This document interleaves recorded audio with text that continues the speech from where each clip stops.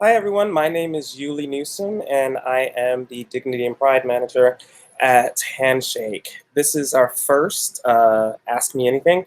It's designed for students at, excuse me, one second.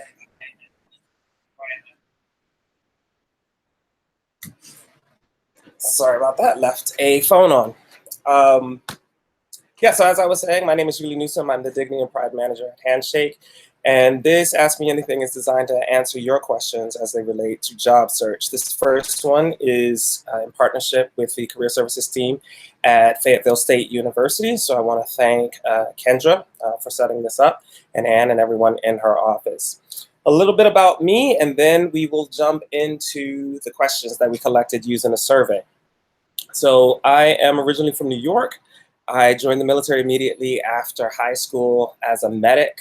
I then went and I was stationed on the submarine base in Connecticut. After that, I went to ROTC, and then I got my commission. I was a naval officer on submarines, stationed out in Guam. I came back. I then taught the NROTC unit at MIT, and then I went to Yale to get my MBA. After Yale, I went to Dow Chemical, where I worked for 5 years as chief of staff for the chief operating officer and the chief financial officer. I also got to run one of their businesses. I then left Dow, started a nonprofit that helps military veterans and military families find jobs. And then after that, I shifted to my position here at Handshake.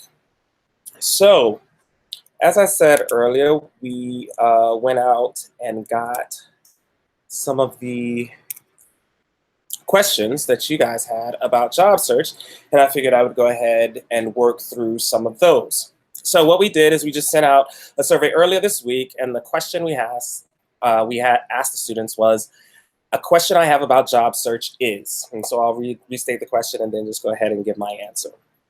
So the first question we got was from Terrell Davis.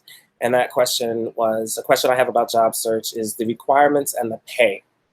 And that's a common theme out of several of the other questions, so I'll just go ahead and wrap the answer together. As it relates to pay, that's generally something you want to hold off on asking about up front. One, you can do research about that. You can go on a variety of websites and figure out what the pay is for a starting position coming out of college. And so if you actually already know that, it shows that you've done your homework and that you're actually prepared for the opportunity. But the requirements, particularly as they relate to a college student, the job description is critical. Your resume should reflect what's in the job description, almost word for word.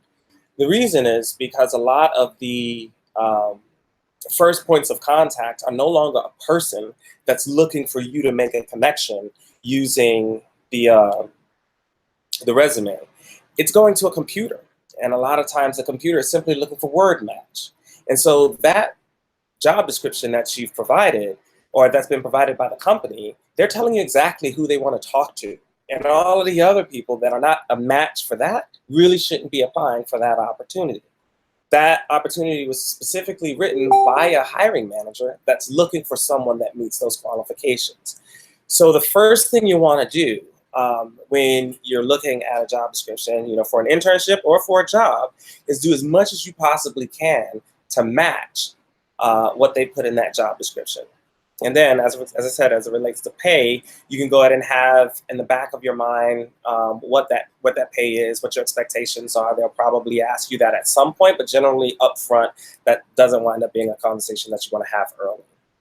You can also use networking to help you find the requirements as well, because there's probably someone at that company that you know, or someone at that company that you can know.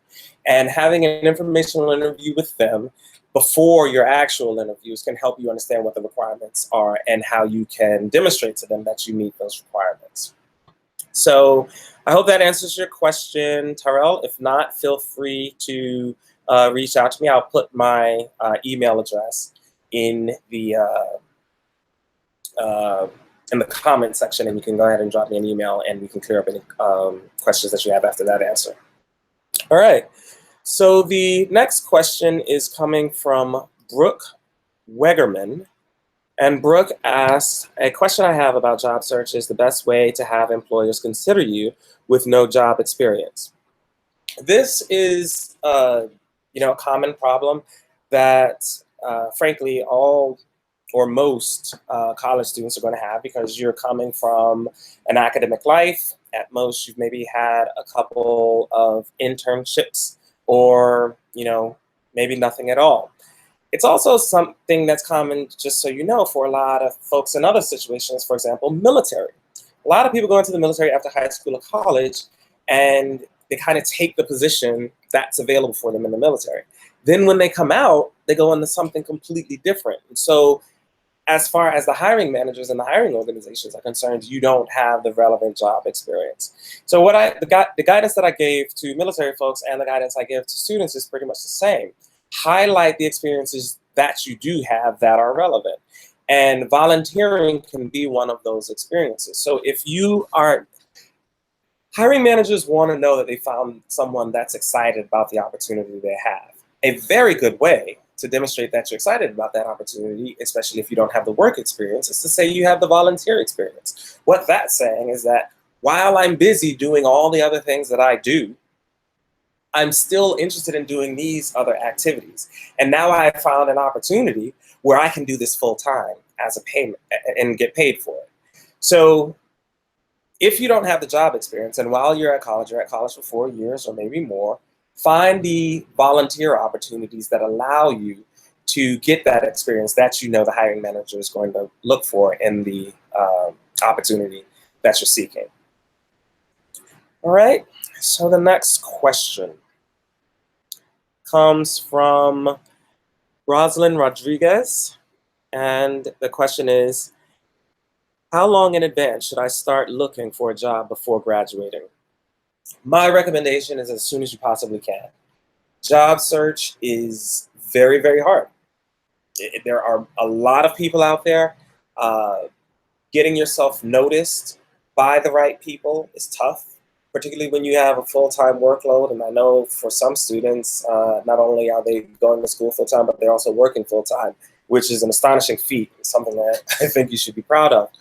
But start as soon as you possibly can. I think a lot of the flaws that a lot of folks make is that they wait until second semester, senior year before starting the job search.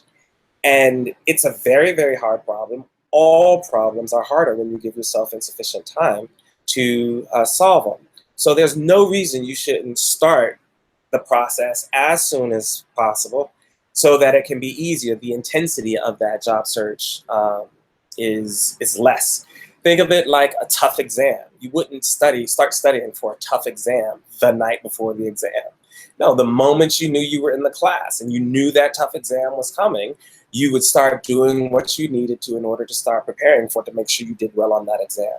I would encourage you to do the exact same thing at college. So go in freshman year, get familiar with your career service center, understand what resources are there, let them help you figure out what opportunities you're looking for, start applying for the internships, see which ones you get, see which ones you don't get, see why you don't get them, and see what you can do in order to help yourself get them. Make this an iterative process over your 4 years at university instead of making it a really intense and potentially disappointing experience in your senior year. All right, next question comes from Zane Thompson. And Zane asks, what's the fastest way to catch an employer's attention with your resume? Fastest way to do this is to have someone that the hiring manager knows or someone that the recruiter knows hand her that resume. And so what I'm suggesting here is that networking is critically important for you. There is no, you're just going to submit it to a website or email it to someone and then it's going to pop up.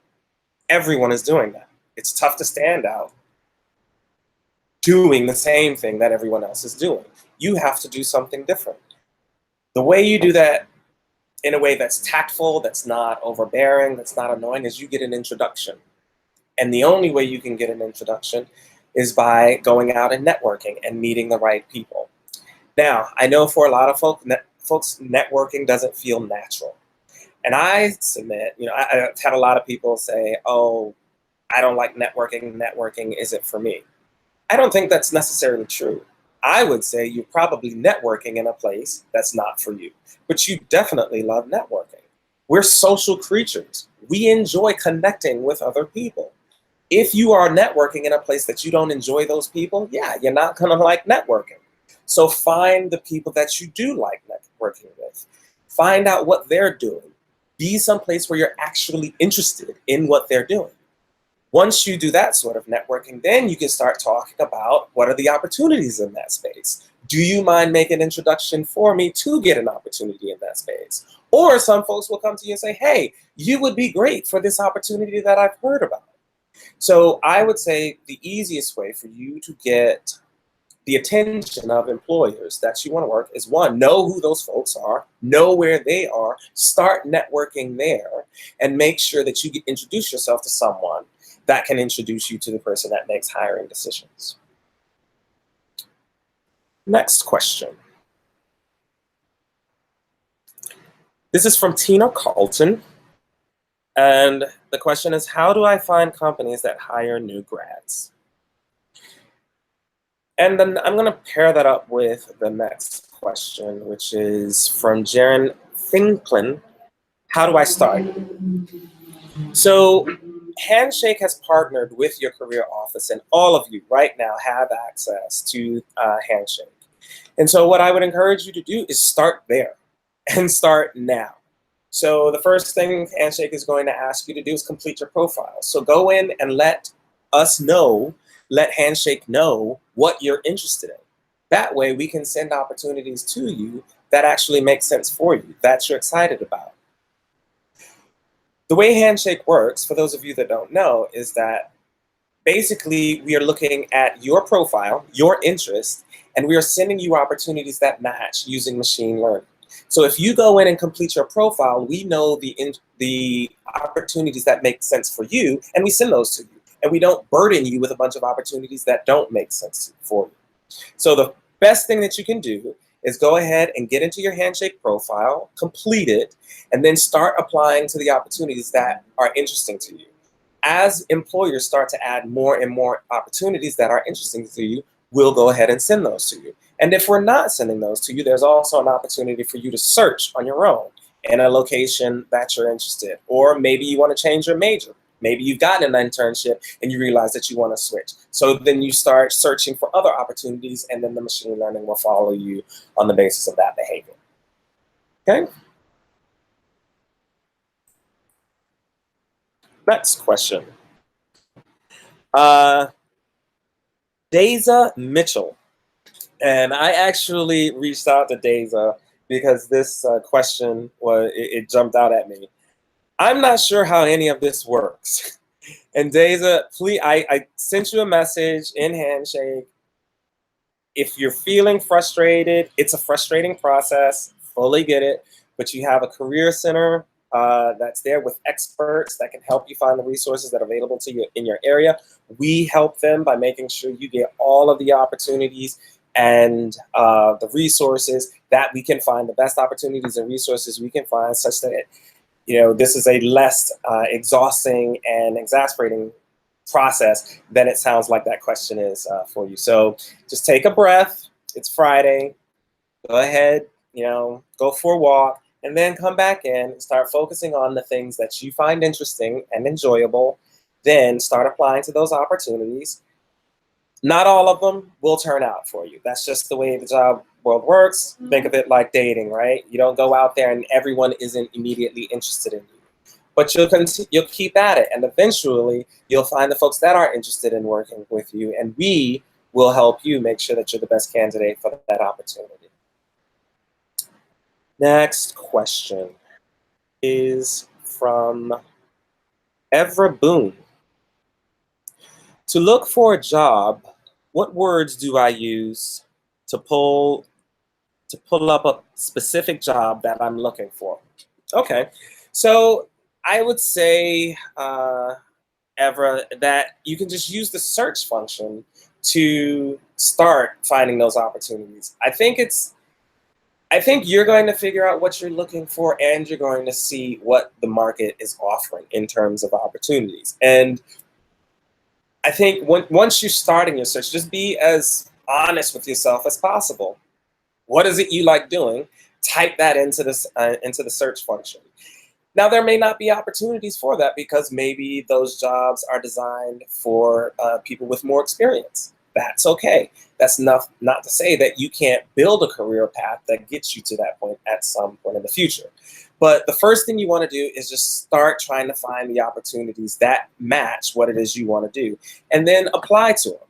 You also want to tap into your alumni network. So if you know some alumni that are doing what you want to do, reach out to them, ask them. Say, hey, do you mind if I do an informational interview with you and figure out how I get from where I am to where you are in your career? They'd be flattered, one, but also that's a more efficient way for you to get from where you are to where you're trying to go. So the real tactical thing about doing search on the basis of what you know, say, hey, I want to be in finance. I want to be in marketing. I want to do teaching. Those are all fine. Sit, type that in, see what opportunities come up, see what roles that are associated with that. But then you can also reach out to some of your alumni that are doing some of those roles and see what advice they have for you to find more opportunities that are a fit for you. Okay, so we have Doreen Banks, and Doreen asks, do you help with job searches? And the answer to that is yes. We are absolutely happy to help you out in any way we possibly can. The first place, of course, is to start creating your profile and making sure it's complete. That way we can be most helpful, because think of yourself in a restaurant. The first thing you got to know is what you want. Then we can bring you, what you want. But, and we're happy to have a conversation, of course, with the career office and your alumni to help you figure out what you want. Of course, that's what happens for you sometimes when you're at restaurants. But at the end of the day, you have to make the decision of what it is you want. And then we can help you with resources and relationships to get the opportunities you're looking for. So, next question. And these are very similar. So the first one is from George Thompson. Why are the job searches only limited to the US? And the second question is from De La Ray. How do I reach industries outside of North Carolina? So the companies that we're focused on right now, the 250,000, I think it is, companies that are on the platform right now, are in the US. That's just where we're started. We're 3 years old, definitely planning to expand. If you're looking for opportunities outside of the US, I would encourage you to apply to global companies and then express to them that you're interested in opportunities outside of the US. I worked at Dow Chemical. That was something that was totally an option. International travel makes things a little more complicated, so you definitely want to start it sooner. But there are opportunities at global companies outside of the US. And for industries outside of North Carolina, yeah, that's the exact same thing. So put in the geography in the search function that you're interested in and see what comes up. And you can also talk with your career office, see if they have any leads on any opportunities. But I think the best thing for you to do, as usual, would be to go in, do the search, see what opportunities are there. The reality of the matter is that there may not be opportunities that are looking for a candidate like you. And that means you might have to change the opportunities that you're looking for. So, for example, if you're looking in finance, I know, of course, there is a finance hub in North Carolina, but most folks going into finance would want to go to New York, right? So the North Carolina option may not exist. So you have to go to New York, then eventually make your way down to North Carolina. If you're looking for extraction and hydrocarbons, you want to be down on the Gulf Coast. If you want to be out in tech, you probably want to be out west. So I think it depends on what industries you're actually looking for. That'll tell you where outside of North Carolina you need to look. to get opportunities. So those were all of the questions that we had. And I blew through those relatively quick. I'm impressed. So let's see if there were any added in the chat.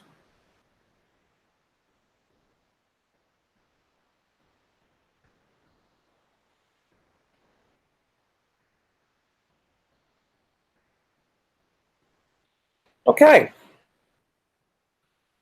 Looks like we're all set. So I'm going to wrap off. Again, my name is Yulee Newsome. I am pleased to answer your questions. And I will put in the comments section my email address. And that will